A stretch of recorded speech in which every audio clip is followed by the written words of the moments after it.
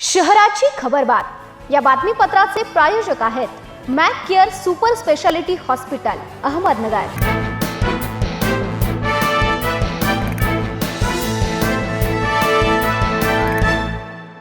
नमस्कार, मी साक्षी न्यूज 24 सह्याद्रीमध्ये तुमचं स्वागत। पाहूया अहिलानगर शहरातील महत्त्वपूर्ण बातम्यांचा आढावा शहराची खबरबातमध्ये। कॉलेजमध्ये झालेल्या किरकोळ भांडणाचं रूपांतर टोकाच्या वादात होऊन एका 21 वर्षीय विद्यार्थीवर चाकूने हल्ला करण्यात आला। ही घटना गुलमोहर रस्त्यावरील आनंद शाळेसमोर सोमवारी सायंकाळी घडली। अभिषेक सोमनाथ लांडगे असे जखमी युवकाचं नाव आहे।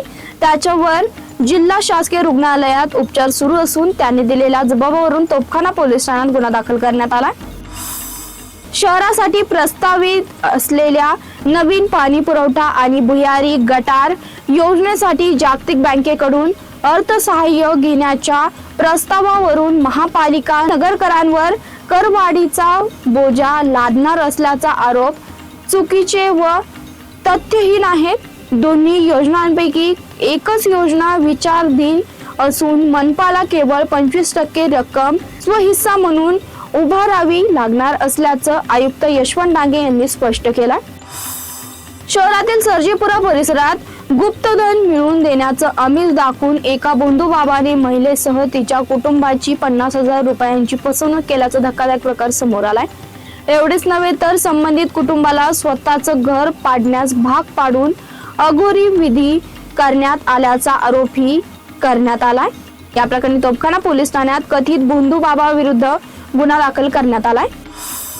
केमिकल पासून बनावट शॅम्पू तयार करून ते नामांकित ब्रँड कंपनीच्या बाटल्यांमध्ये भरून आठवडे बाजारात विक्री करणाऱ्या आंतरराज्य टोळीचा MIDC पोलिसांनी पर्दाफाश केला। या कारवाईत पोलिसांनी 1,18,186 रुपयांचा मुद्देमाल जप्त केला असून 3 आरोपींना जेरबंद केलाय। आरोपी नगरमध्ये बनावट शॅम्पूचा कारखाना थाटल्याचं चौकशीत स्पष्ट झालंय। कोतवाली पोलीस ठाण्याच्या हद्दीतील सराईत गुन्हेगार संग्राम रमेश गीते याला 2 वर्षासाठी जिल्ह्यातून हद्दपार करण्यात आलाय। कोतवाली पोलिसांनी त्याच्या हद्दपारीचा प्रस्ताव सादर केला होता। गीते याच्या विरुद्ध बळाचा व नदशक्तीचा वापर करून लोकांच्या मनामध्ये भीतीचं वातावरण निर्माण करणे तसेच साथीदारांसह चाकूने मारहाण करून जीवे ठार मारण्याचा प्रयत्न करणे असे विविध गुन्हे दाखल आहेत। शहराची खबरबातमध्ये इथे संपतोय। तुम्ही पाहता न्यूज 24 सह्याद्री।